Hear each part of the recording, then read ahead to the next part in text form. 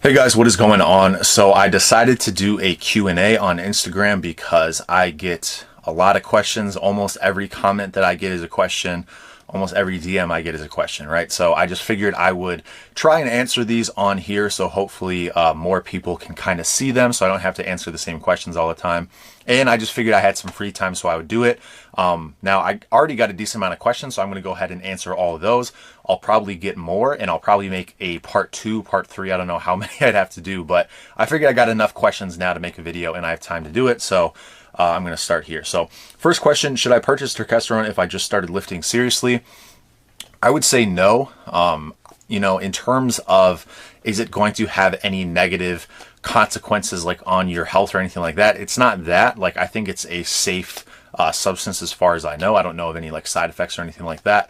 But if you just started lifting seriously, these are going to be the best gains of your life, assuming you are lifting properly and eating, moderately well. These are going to be the best gains of your life every year. So let's say your first year you gain, for example, like 10 pounds. You're not ever going to gain 10 pounds again after that, from lifting. It's going to keep getting worse and worse. And that's one of the most challenging aspects of being a natural lifter is that as you get older, as you progress in the gym, your rate of progression goes down significantly, the law of diminishing returns.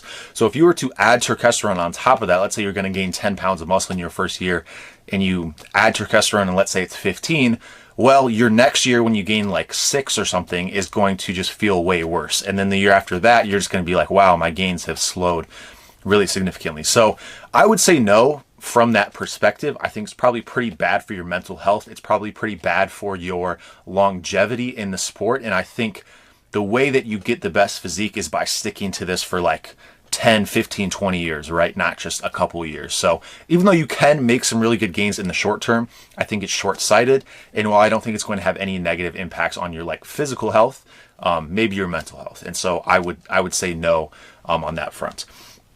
Next question, how long do you plan on using Turk for?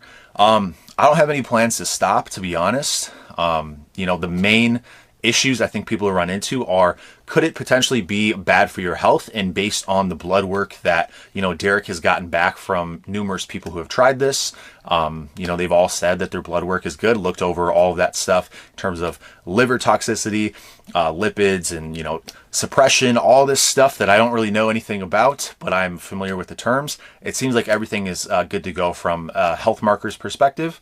That's my number one, concern probably, and it doesn't seem to be a concern anymore. And then 2 is cost, right? That's probably the number one thing that people run into. I personally feel like I can afford to be on it as long as I want, especially considering I'm now affiliated with Gorilla and Huge. So, I should be able to be on it for as long as I want, probably. So, obviously this question is asking about Turk. I'm assuming they meant Turk or Ecdy because I'm not currently on Turk. I've actually been off Turk since June, but I do plan to get back on it, but I'm giving Ecdy a fair shot. So that's what I'm currently doing.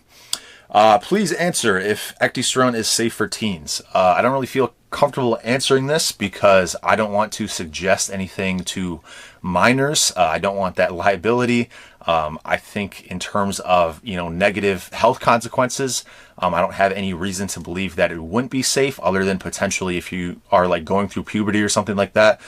But kind of going back to my first question, if you are a teenager, if you're underage, you probably are going to be seeing the best gains of your life. You probably don't need to add Turk. Now, I'm not saying you can't. I think anybody can do whatever they want. I'm not telling people that they can't do something. I'm just saying what I would suggest. I would say you probably shouldn't run it as a teen, but that's not to say that it's like unsafe. I don't really know. And, I only have experience with myself. And most other people who are watching my channel are older than me or around the same age. So I don't have a lot of experience with teens running it, and I don't feel comfortable recommending something to teenagers.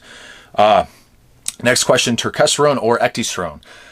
It seems that overall Turkesterone is more potent, is stronger. Derek's Turkesterone in particular is complexed in a way that is extremely time consuming and improves the bioavailability to a significant degree, right? So in terms of all of that, I think Turk is overall better, but from a cost perspective, maybe not quite as much. This is kind of something that I'm trying to compare apples to apples with, as I'm currently running huge Ecdysterone as opposed to Derek's Turk. I personally saw really good results on Turk, but I also was bulking. So I'm trying to replicate that to some extent while bulking on Ecdysterone. But at the end of the day, people can respond differently to different things. Some people respond better to Ecdysterone. I've had people say that they don't get anything out of, Turk, or they don't get anything out of Ecdysterone. And I've had other people who take like pretty low dosage and are able to, get some really good results. So it varies from person to person. I would say all things being equal, if, cost is not an issue, I would say Turk probably wins.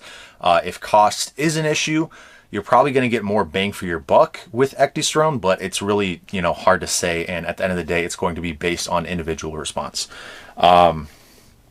Next question, do you ever have something to snack on if you get up in the middle of the night? No, I don't. I don't really get up in the middle of the night other than just like, maybe rolling around in my bed or something like that. But I don't like get up and get a glass of water or anything like that. Maybe I'll go to the bathroom, but I don't snack in the middle of the night at all. It's not something I ever do. What's your current dosage on Turk? I'm not taking Turk currently. I haven't since I made my Turkesterone video, the one that got like, way more views than any other video that I've gotten. The big Turk video, I made that video when I, was out of my Turk supply. So I think that was like mid-June-ish. So yeah, in terms of, what I used to take with Turk, it was 6 capsules I got up to. That's where I started to see, really good results. Potentially could have gotten away with 4, but 6 spaced out throughout the day is, where I got my best results. In terms of how I'm dosing huge Ecdysterone, I was doing 2 at a time for a while. I've been on 3 per day. When I say at a time, I mean per day.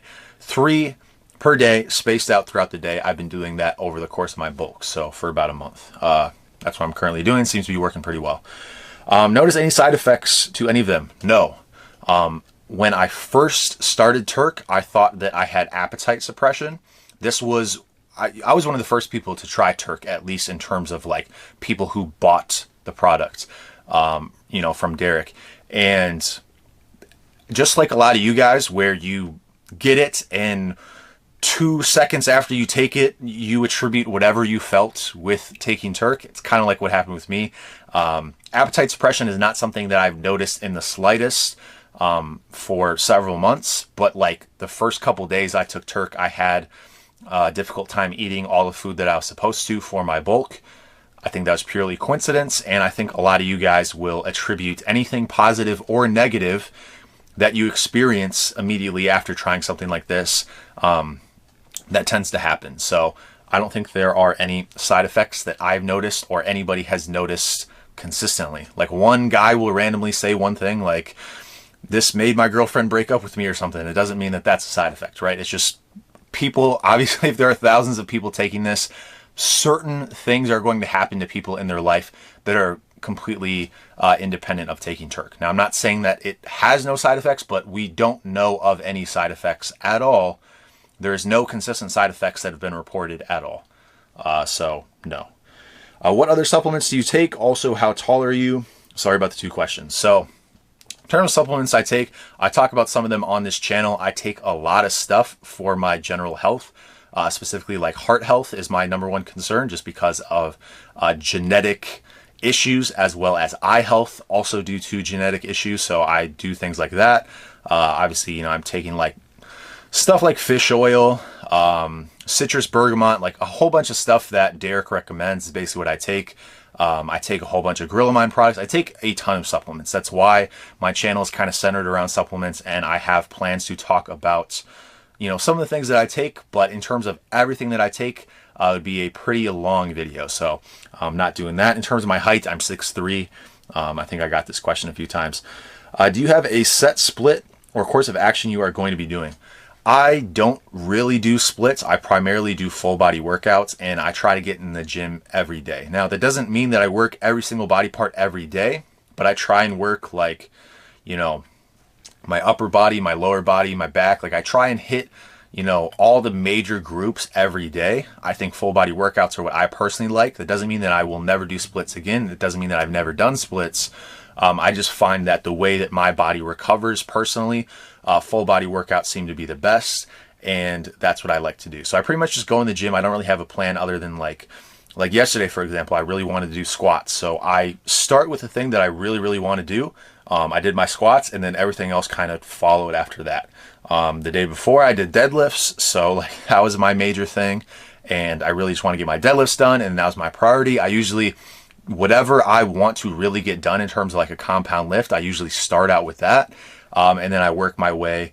And I don't have enough time in the gym to do all the lifts that I want, so I just kind of pick and choose what I feel like doing that day, how my body feels. It's really kind of, I just go in there and wing it for the most part, but I've also been lifting so long, I don't feel the need to be on a structured program.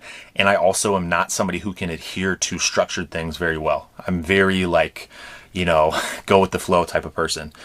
Have you broken any PRs on your lifts? So I have not maxed out anything, and I don't plan to for months, honestly.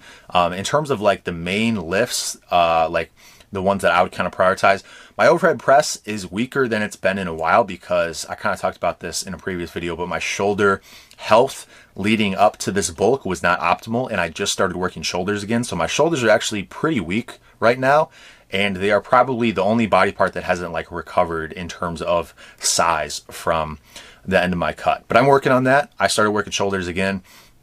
My bench is probably not at PR levels, but it's probably pretty close. I haven't really been benching, to be honest. That's something that I'm going to do down the line. I'm looking to just build muscle right now, work in high rep ranges. As far as my squat could be at PR level right now. I've noticed I've gotten pretty strong. I actually did hit I've been doing like 20 rep squats recently, just trying to get back in the groove of things. I did one with 325 yesterday, which is the most I'd ever done. It was very hard. It was like a true 20 rep max. The depth was probably questionable throughout the sets. I don't really focus on that. It's more so about getting a lot of volume in. So I would say, that's the most I've ever done with the 20 rep squat. And I would say my squat is probably approaching PR levels, but it's not really a goal of mine to squat like a specific weight. I'm just, getting back into doing heavy compounds. My deadlift is probably at PR levels. I actually started deadlifting again probably, 3-4 weeks ago, and it's been feeling really good. I finally started using straps on my deadlift, so it feels good. It's probably at PR levels. Then again, I've had back issues in the past, so I'm really just trying to ramp it up slowly. I'm not even touching anything close to my previous PRs. And the issue I had with deadlift is like I could do pretty high reps and do like a decent amount of weight for high reps, but as soon as I try to go for a max, my back was not strong enough. So I'm really focusing on building my back. In terms of like other lifts like bent over rows, my bent over row, I never really did bent over rows before, and those have gone up a ton. Like my working weight that I use is up like 50-70 pounds from when I started. That being said, I have nothing to go off of because I never really did bent over rows in the past. But I would say my back has grown probably the most, even though in terms of like strength, I can't really point to a specific lift there. Thoughts on 3-month bulk, 1-month cut, keep repeating.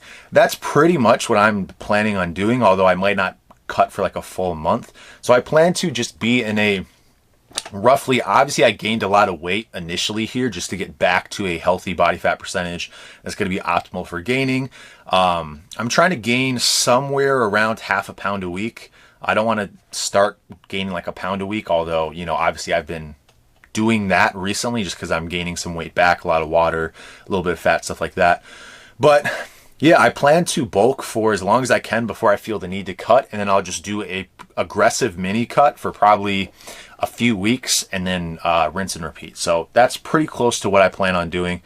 At the end of the day, I don't really know. I'll just react. I don't really know exactly how I'm going to end up in terms of like body fat percentage. What whey protein do you use? I usually use protein blends exclusively. I do have whey protein just because if it goes on sale, sometimes it's like really cheap and I'll just pick some up. But I really like the protein blends that are like whey, casein, and egg protein. I've tried a few different brands. I personally, my favorite protein ever, and honestly, I probably will never go back to buying other protein, is Black Magic Supply. I have a link to it in my my description. on my videos. I also have a link on Instagram. That is my go-to protein. To me, it's by far the best tasting protein I've ever had. Specifically the PB Puffs flavor. That's the one that I always get. Their other flavors are good. They're just not like the S tier, like top ranked one that the PB Puffs are. They just came out with a like a cinnamon toast crunch type one. I've not tried that, but I kind of want to try it, but I just don't think it'll compare to the PB Puffs. But that one, best tasting, great in terms of digestion, has the whey and casein blend. I'm a big fan of that. I don't believe in getting like 60 grams. I usually double scoop all my protein. So getting like 60 grams worth of protein, of straight whey protein in one go is usually not the best for your digestive system. It's probably not the best in terms of maximizing the amount of muscle that you can get, in terms of muscle protein synthesis and all this good stuff. I think it makes sense to have a blend, and I will probably continue to get that brand exclusively for the foreseeable future, because I just think even though it is a little bit more expensive than other brands, it's like night and day better than anything I've tried. So macros, one word, I don't count my calories or my macros. I have a pretty good idea of the nutritional content in food. I just eyeball things, and I adjust accordingly. I try to eat similar food every day. If I'm like trying to like gain or lose weight, I just kind of try and like eyeball things based on what I did in previous days, what rate of, muscle or weight gain or weight loss that I'm seeing. I just kind of go off that and I adjust accordingly. My lifestyle is so like one day I might burn X amount of calories and the next day I might burn 1,000 more or 1,000 less. Like there's so many variables to the amount of calories that I burn that it makes no sense for me to be like, okay, my calories are 3,800. Well, I could burn 4,200 one day and I could burn, I don't know. I mean, I'm just throwing numbers out there, but you get what I'm saying. The amount of calorie burn that I have in any particular day varies to such a significant degree that I think counting calories is kind of pointless.